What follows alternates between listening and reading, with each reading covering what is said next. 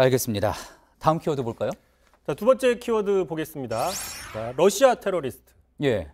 첫 번째 키워드 블랙리스트에 이어서 이번엔 테러리스트군요. 어떤 내용입니까? 자, 오늘 오후부터 임종석 전 청와대 비서실장에 대한 이른바 속칭 찌라시들이 급속하게 유포가 됐는데, 자, 이런 내용입니다. 어떤 내용이냐면, 자, 임 전 실장이 러시아에서 테러를 당해서 현재 서울대병원에 입원 중이다. 아직 기사는 안 떴습니다.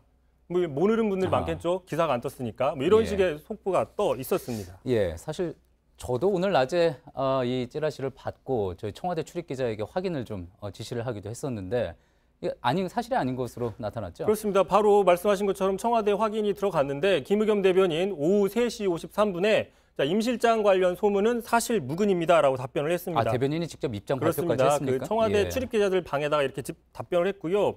실제로 임 전 실장은 올 초에 청와대를 나왔던 권혁기 전 춘추관장 등과 더불어서 이번 주에 이해찬 대표랑 만찬 일정이 있습니다. 예. 자, 만약 입원 중이라면 만찬 일정을 잡을 수 없겠죠. 예.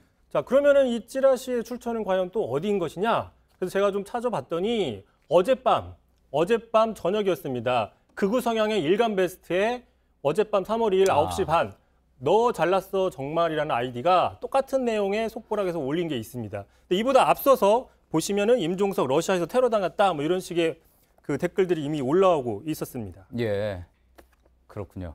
자, 전직 청와대 관계자한테 확인을 해보니까 또 올 초 비서실장 그만둔 뒤에도 뭐 이런 비슷한 소문 이미 한번 돌았었다고 또 하더군요.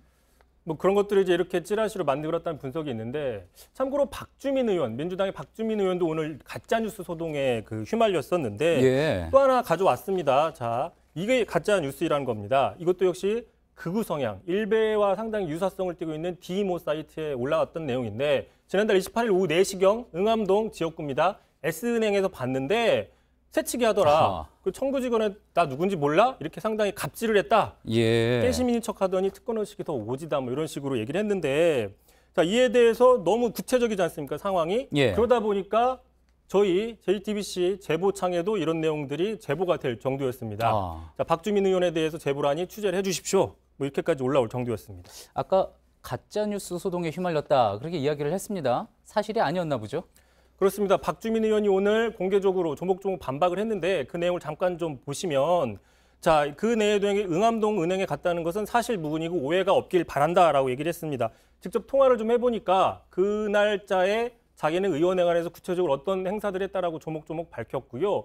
또 오후 4시에 같이 있었던 사람들과 찍은 사진도 있으니 주겠다고 이야기를 했습니다. 참고로 국회의원들의 주거래 은행은 S은행이 아니라 뭐 N자 은행이라고 하면서 기본적인 사실관계도 틀렸다라고 얘기를 하더라고요. 그렇군요. 보통 이제 정치권에서 또 의원 대상으로 하는 찌라시는 뭐 누가 뭐 이런 이야기를 했다더라, 누가 누구를 비난했다더라 이런 내용이라 사실 확인이 이렇게 쉽지가 않은 부분인데 자, 이것처럼 바로 팩트 체크가 되는 거는 좀 흔치 않은 경우였던 것 같습니다. 그렇습니다. 말씀하신 것처럼 이런 경우에는 국회나 은행의 CCTV를 확인하면 바로 한두 시간 안에 나오는 얘기입니다. 임 실장 같은 경우에도 서울대 출입 기록을 확인하면 바로 나오는 내용입니다. 뭐 찌라시 같은 경우에도 말씀하신 것처럼 상당히 고급지게, 상당히 그럴듯하게 만드는, 품을 들여서 만드는 경우가 많은데 기자들 사이에서는 이번 찌라시 같은 경우에 상당히 좀 대충 만든, 좀 성의가 없는 찌라시였다라는 얘기가 나오고 있습니다. 그런데 문제는 이렇게 성의가 없이 나온 찌라시에도 적극적인 해명을 하기 위해서는 그만큼 당사자는 시간과 노력을 들여야 된다는 부분, 그 문제 아주 심각한 문제인 것 같습니다. 잘 들었습니다. 비하인드 뉴스 이성대 기자였습니다.